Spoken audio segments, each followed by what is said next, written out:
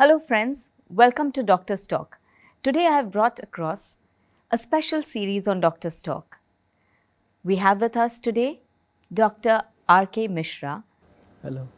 Today we are going to speak about fibroids, a subject much discussed by premenopausal and menopausal women, probably most of them women who cross 40.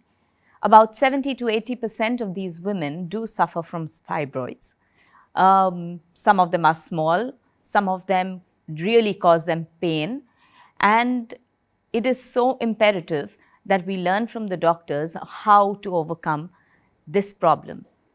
The fibroids also cause hallucinations or a feeling of pregnancy amongst the women.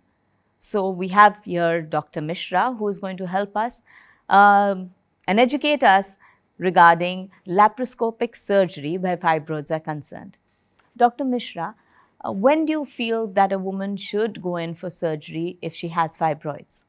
Most of the fibroids are innocent. They don't create really any problem at all. So, in those situations surgery is not required. Like most of the fibroids, they are for whole life and they never creates any problem to the patient. In those situations it is not necessary to care about that. But in some percentage of the cases, if the fibroid is intramural or submucous, like it is deep in the cavity or very large, or it is creating symptoms of excessive bleeding or recurrent bleeding, or it is creating excessive pain during the menstrual cycles, in those situations we need to remove it.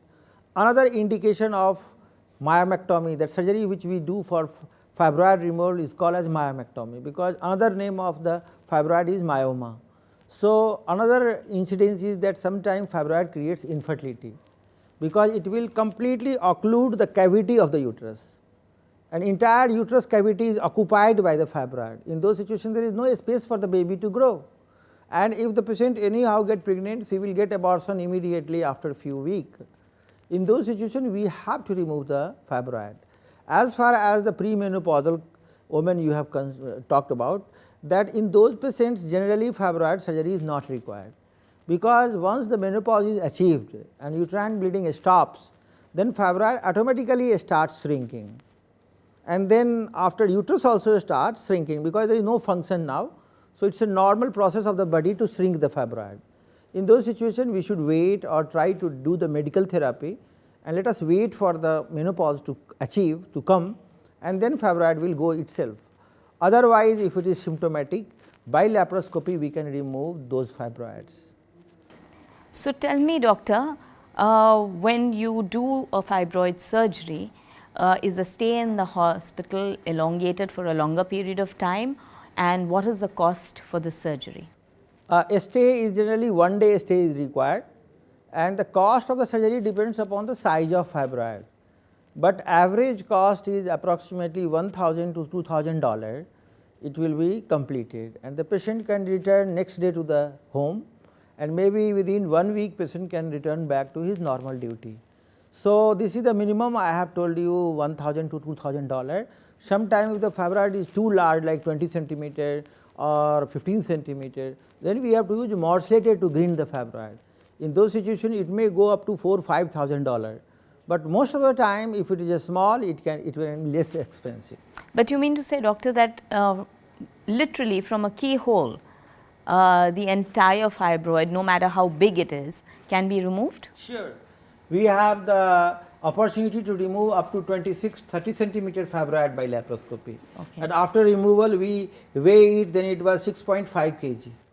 So, what we do, that we have a technology to grind it in a small pieces, and there is a suction type machine which will pull it out. So, by cutting in a small pieces we can bring it out. So, in those situations it does not matter how much big the fibroid is, all can be operated by laparoscopy. And by doing this particular kind of surgery, the uterus or the ovarian or the fallopian tubes don't get affected? It depends upon, if it is already incorporated the entire tube inside the fibroid, then it is anyway lost. So, we cannot resume the tubal activity again. But if it is still away from the tube, or it has not completely engulfed the tube, then in those situations without damaging the uterus, and without harming the tube, we can remove the fibroid and still the fertility of the woman will be maintained. But that depends upon how early you get operated, and it is better to get one MRI done, so that we will also know the exact position of the fibroid, because fibroid are of three types. One is subserous, another is intramural, third is submucous. Subserous means it is outside the surface of the fibroid.